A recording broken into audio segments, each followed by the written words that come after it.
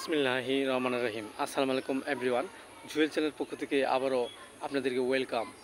আজ আপনাদের মাঝে একটি নতুন ভিডিও নিয়ে উপস্থাপনা করব। ভিডিওটি হলো মুখের গায়ের সমস্যায় যা করণীয়। দেখেন এভরিওয়ান, এটি একটি ইম্পর্ট্যান্ট একটি ডিজিজ। আমাদের মুখের গহ্বরে নানাবিধ কারণে ঘা রোগটি দেখা দিতে পারে। এর মধ্যে কিছু উল্লেখযোগ্য কারণ হলো, অনেক সময় দেখা যাচ্ছে যে আমাদের দাঁতের মাড়ি ফুলে গিয়ে মুখ গহ্বরে ঘা হতে পারে। আবার দেখা যাচ্ছে যে আমাদের মুখমণ্ডলে কোনো ইনফেকশনজনিত কোনো কারণে আমাদের মুখ গহ্বরে ঘা রোগটি দেখা দিতে পারে।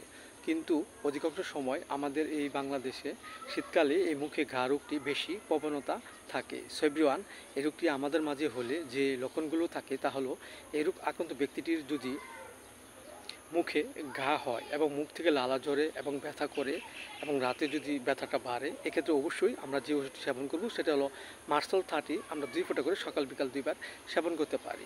এছাড়া দেখা যাচ্ছে যে এই রোগ আক্রান্ত ব্যক্তিটির যদি মুখের ঘা হয় এবং জিহ্বাও ঘা হয় এবং প্রচুর ব্যথা করে, এক্ষেত্রে আমরা যে ওষুধটি সেবন করব সেটা হলো ক্যালিক্লোর 30। আমরা 2 ফোঁটা করে সকাল বিকাল 2 বার সেবন করতে পারি।